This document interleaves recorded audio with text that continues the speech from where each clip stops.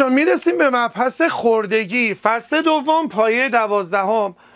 خوردگی، حالا از همون زنگ آهنی که شما خیلی باهاش روبرو شدید استفاده کنیم. میگه فرایند ترد شدن، خرد شدن و فرو ریختن فلزها بر اثر واکنش‌های اکسایش کاهش رو ما میگیم خوردگی. ببینید زنگ آهن رو شما دیدی، آهنی که زنگ میزنه حتی یه چارچوب، یک آهن حالا قطوری هم باشه، خورد میشه بر اثر فشار، به راحتی میشکنه.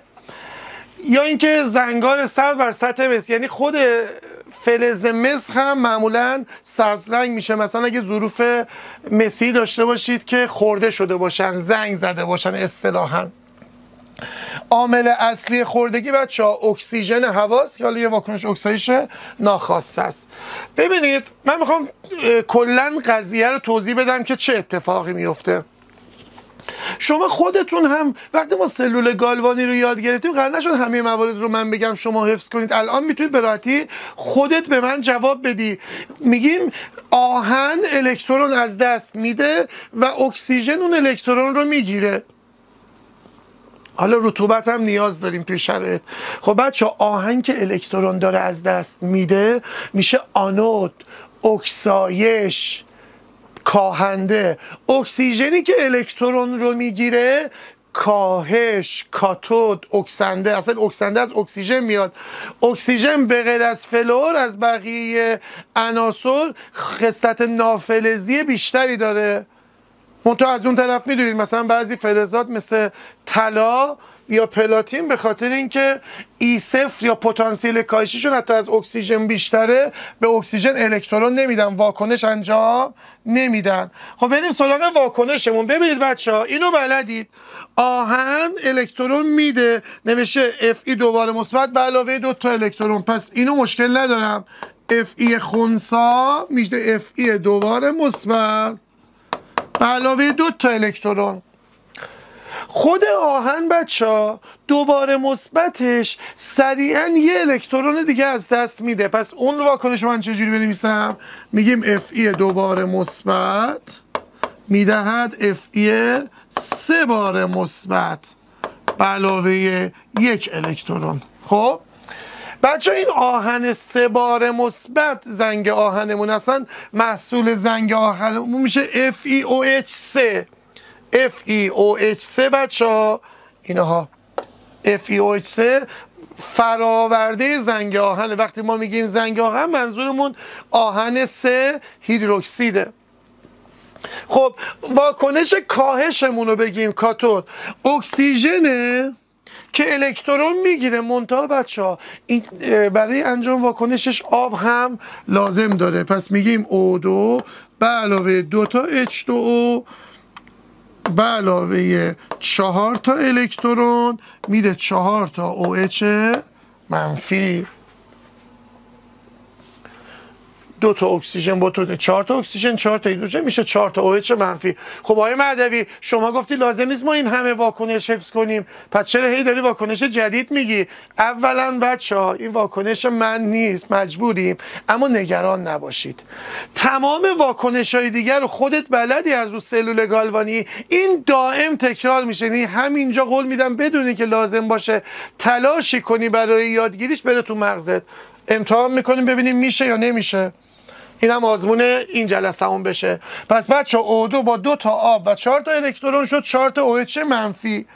ببینید زنگ آهن همین واکنشش خواهد بود. سلول من آهن گالوانیزه رو خواهم گفت همین O2 به علاوه 2 تا H2O به علاوه 4 تا الکترون میشه. بعد حلبی، یعنی تعداد زیادی از سوالا همین سلول، همین قسمت نیم واکنش کاهشش خواهد شد. بریم سریع مطالب رو پیش بریم. دیگه گفتیم حالا فلزاتی مثل آهن که خیلی پر مصرفه داره بحث اون زنگ زدگیش رو میگه و ضرری که برای ما داره. میخوایم کم کم بریم دنبال راهی بگردیم که جلوی این زنگ آهن رو بگیریم، زنگ زدن و خوردگی رو بگیریم. این قسمت ها رو همه رو بلدیم. آهن، آنود، اکسایش توضیح دادم دیگه، الکترون میده، اکسیژن میگیره و کاتود ماست. اینم که زنگ آهن توضیح داده بودیم. بریم جلوتر. یه نکته مهم میگه E0 برای کاهش اکسیژن، یعنی خوردگی که به کمک اکسیژن میشه، وقتی محیط ما اسیدی باشه بچه E0 عدد بزرگتریه، یعنی اکسیژن بیشتر الکترون رو دوست داره بگیره، قدرت گرفتنش بیشتره. به خاطر همینه که در محیط‌های اسیدی نسبت به محیط‌های خنثی که آبیه قدرت خورندگی اکسیژن هم بیشتر میشه، ما خوردگی رو هم بیشتر میبینیم. در مورد این قسمت هم توضیح دادم که طلا و پلاتین حتی در محیط‌های اسیدی هم واکنش نمیدن. چرا؟ چون E0 طلا و پلاتین از خود E0 اکسیژن هم بیشتره. اما ایجاد یک پوشش، ببینید اگه ما روی آهن رو یک چیزی بپوشونیم و نذاریم اکسیژن به اون آهن دسترسی پیدا کنه، اینطوری میتونیم از آهن محافظت کنیم.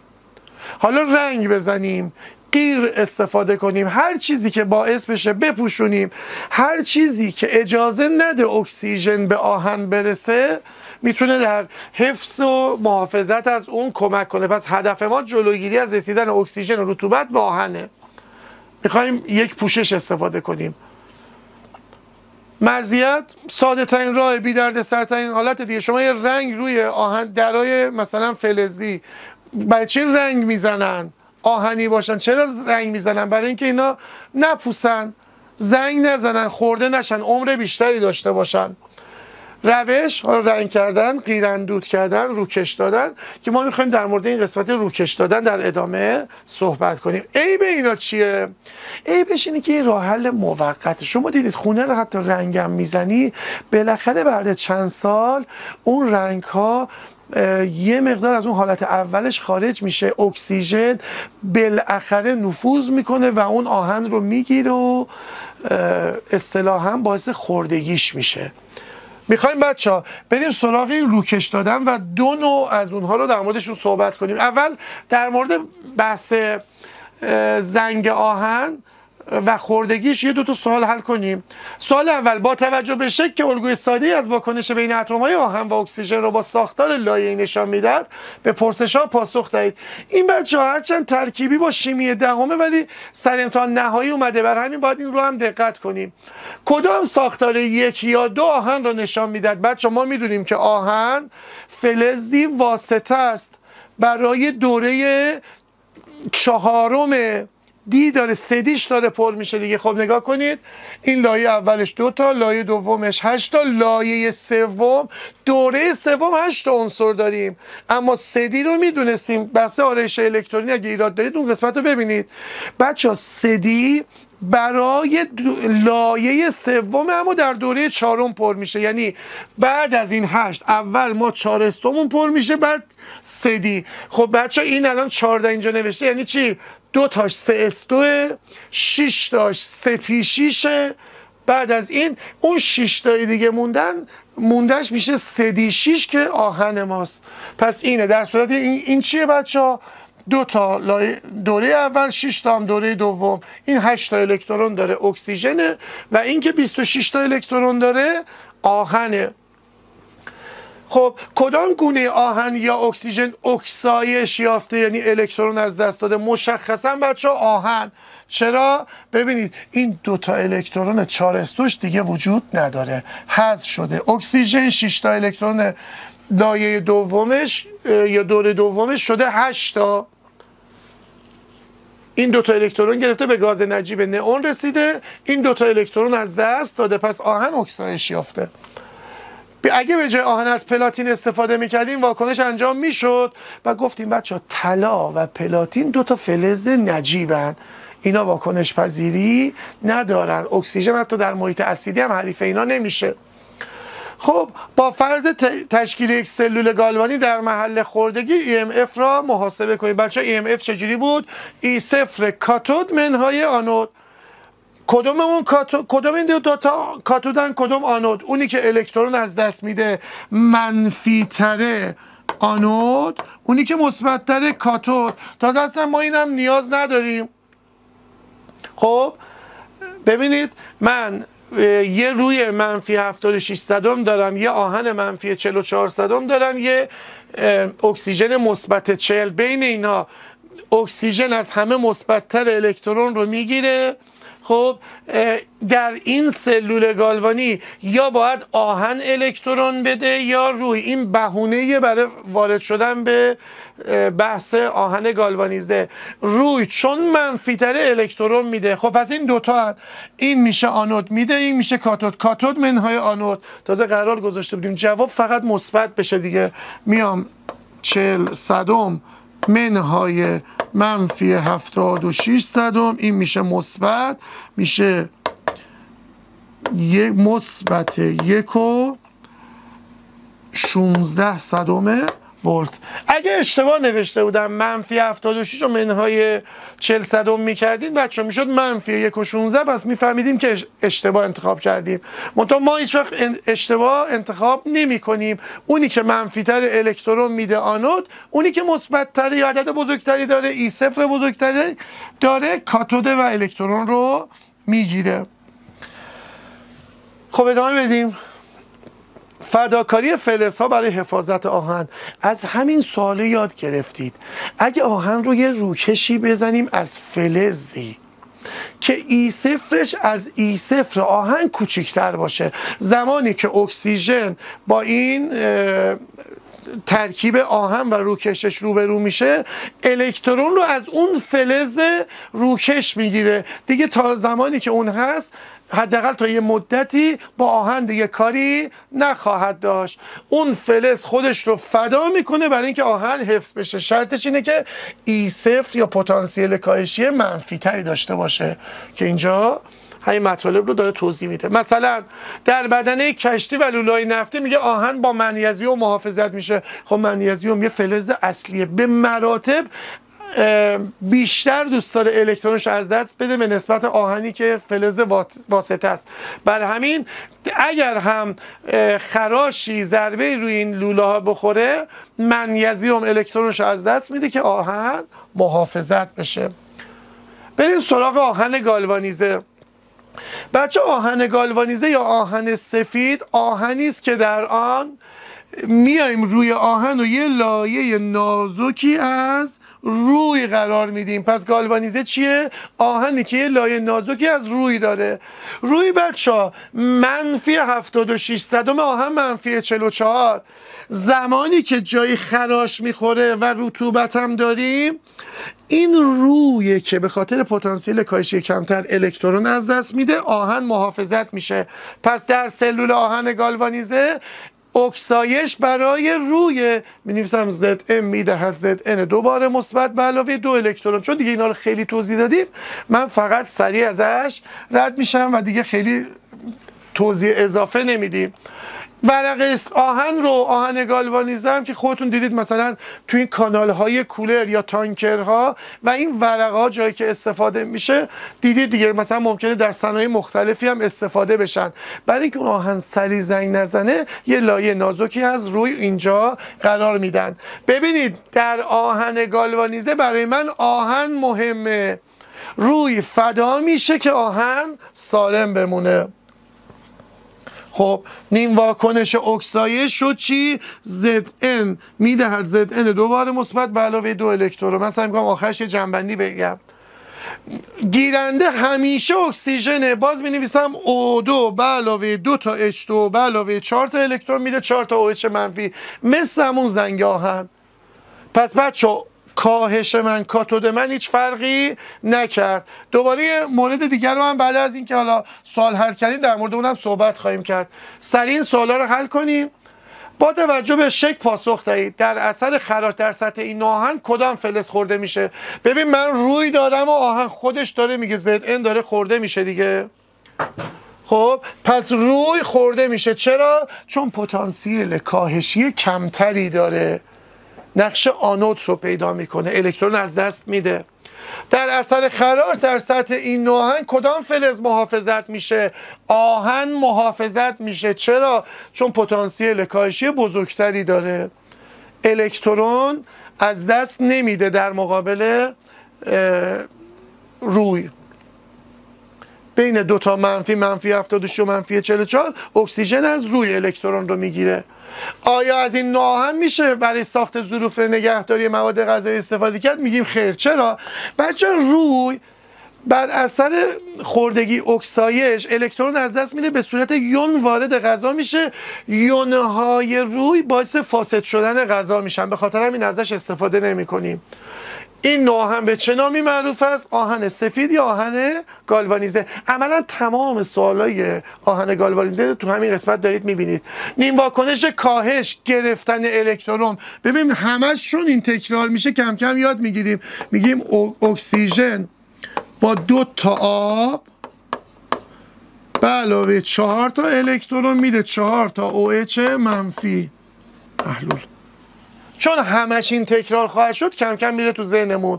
نیم واکنش اکسایش روی الکترون میده، میگم ZN جامد میدهد ZN دوباره مثبت به علاوه 2 الکترون، مثل تمام مواردی که از قبل خونده بودیم.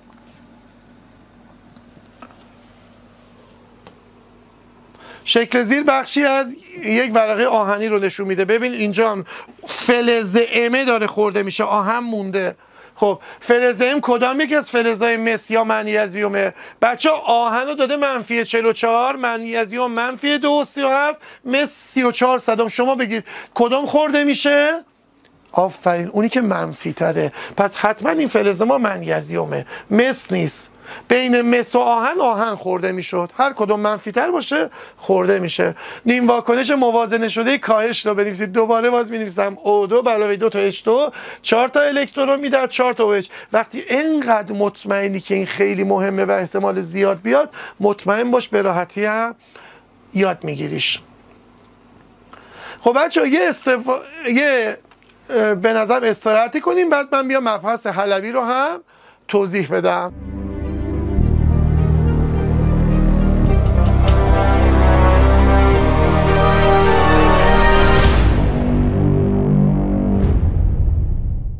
خب بعد یه استراحت، امیدوارم شما هم استراحت کرده باشید و انرژیتون کامل باشه، بریم سراغ ادامه مبحثمون. گفتیم که آهن گالوانیزه آهنی بود که با یه روکش نازکی از روی پوشونده شده بود.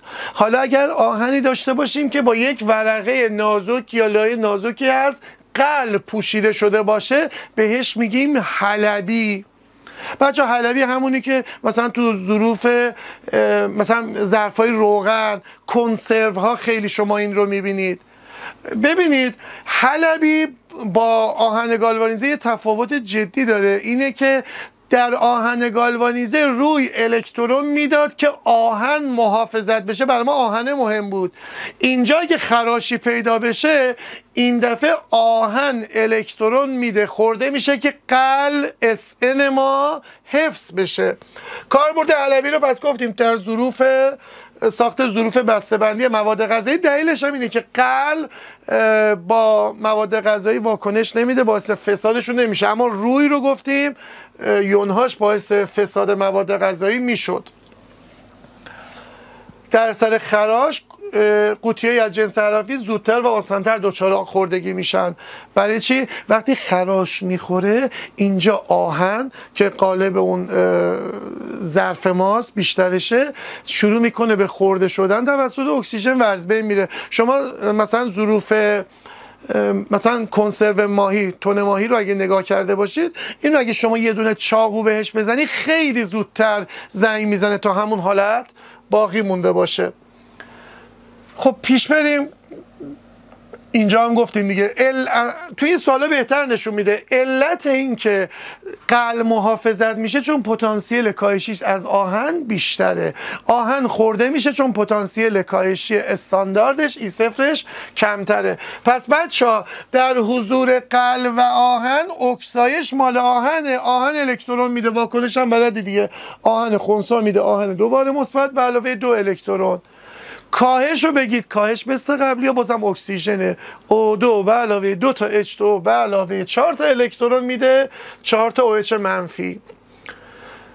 سوال: در آهن حلبی فلز قل نقش حفاظت از آهن را دارد، صحیح یا غلطه؟ غلطه. آهن نقش حفاظت از قلع داره، قلع از آهن محافظت نمیکنه. چرا زردش کردم؟ برای اینکه ببینید بچه آهن حلبی یا حلبی یک مورده، حالا از هر دو تو سال نهایی استفاده شده، معمولا میگن حلبی، ولی آهن حلبی هم میگن منظورمون همون آهنیه که روکش نازکی از قلع داره، SN داره. چرا در اثر ایجاد خراش در سطح حلبی فلز آهن خورده میشه؟ به خاطر اینکه پتانسیل کاهشی استاندارد یا E0 قلع از آهن بیشتره.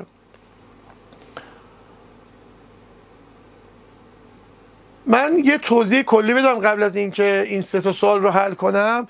ببینید در زنگ آهن الکترون میده، Fe میشه Fe دوباره مثبت به علاوه 2 الکترون، اکسیژن الکترون میگرفت O2 به علاوه 2 تا آب به علاوه 4 تا الکترون، 4 تا OH منفی.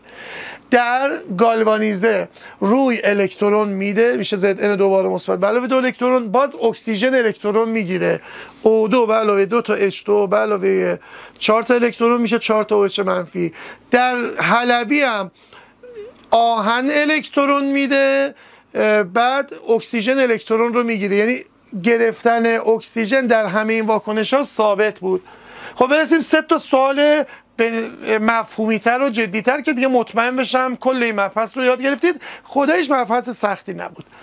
شکل داده شده دو قطعه آهن رو نشون میده که بالای نازکی از فلز A و B پوشیده شده است. با توجه به آن کدام فلز A یا B قدرت کاهندگی، اکسایش، دادن الکترونشون بیشتره؟ ببینید در حضور B و آهن الکترون داده، پس آهن از B الکترون دهنده تره، کاهنده تره. در حضور آهن و آ الکترون داده، پس آ از همه بیشتر علاقه داده به دادن الکترون، بعد آهن، بعد بی. پس قدرت کاهندگی ای از همشون بیشتره. چرا؟ چون در اثر ایجاد خراش ای که خورده شده. یا اینکه مثلا کاملا میتونستیم بنویسیم در حضور B و F B خورده شده، در حضور A و F A خورده شده. نشون میده که کاهندگی آ از آهن و آهن از B بیشتره. سوال بعدی، در دمای 25 درجه محلولی از نمک B، این رو داره میگه، خب را در ظرفی از جنس A قرار میدیم. با گذشت زمان دمای محلول کدام یکی از اعداد میتونه باشه؟ ببینید بچه، اول من نگاه کنم. در حضور آ و C آ خورده میشه، پس آ دهنده است به نسبت C، کاهنده است، دهنده الکترونه. بین B و C هم C خورده میشه. خب پس من یه بار دیگه بنویسم بچه، آ قدرت کاهندگیش بیشتر از C. من بنویسم کاهندگی دادن الکترون. بین C و B هم C الکترون میده، پس B هم قدرت کاهندگیش کمتر از همه است، A از همه بیشتره. اگه من A و B رو کنار هم بذارن، خب C وقتی در کنار B خورده شده، A که بیشتر هم خورده میشه. چون این واکنش انجام میشه، دمای مخلوط بچه بیشتر میشد یا کمتر؟ بیشتر. پس جواب من میشه 28 درجه سانتیگراد. چرا؟ چون واکنش انجام میگیره. اینجا میگه نیم واکنش کاهش انجام شده در شکل، بازم اکسیژن O2 به علاوه 2 تا H2 به علاوه 4 تا الکترون میده، 4 تا OH منفی. ببین تقریبا تو اکثر سوالای این قسمت هست. چون اکسایش ساده است، شما راحت مثلا اکسایش اینو می‌خواستیم بنویسیم، میگه C میده، C دوباره مثبت به علاوه 2 الکترون. میگه این احتمالاً چون سخت‌تره بیشتر سعی میکنه از این سوال بده که تو نتونی حلش کنی، ولی فکر کنم دیگه تو کلکشون رو فهمیدی. سال آخر، شکل زیر روشی برای حفاظت لوله‌های فولادی آهن Fe انتقال گاز در برابر خوردگی را نشان میده. E0 کدام فلز M یا F بیشتره؟ نگاه میکنم بچه، لوله آهنه خورده شده یا M؟ آفرین، چون M شده M دوباره مثبت، معلومه M کاهنده تره، پتانسیل کاهشیش کمتره. گفته کدوم بیشتره؟ میگم آهن. چرا؟ چون آهن محافظت شده، M خورده شده. با نوشتن دلیل نماد گونه اکسنده را بنویسید. اکسنده اونی که کاهش پیدا میکنه همیشه چیه؟ اکسیژن، O2. چرا؟ به خاطر اینکه الکترون گرفته و کاهش یافته. میگه با دلیل به خاطر شکل، میگیم بر اساس شکل اکسیژن الکترون گرفته و کاهش پیدا کرده. و آخرین مورد، چند الکترون بین گونه‌های اکسنده و کاهنده داد و ستد میشه؟ ببین اینجا میگه 4 تا گرفته، اینجا میگه 2 تا داده. قرار بود در واکنش ها الکترون های داده شده و گرفته شده برابر باشن، پس اینم ضرب در 2 میکنیم، در کل 4 تا الکترون تولید بشه، 4 تا الکترون مصرف بشه، پس 4 تا داد و ستد میشه. خب بچه در ادامه میخوایم برسیم به آخرین مبحثمون، آبکاری و فرایند حال. آخرین مبحث از فصل دوم رو در ادامه با هم خواهیم بود.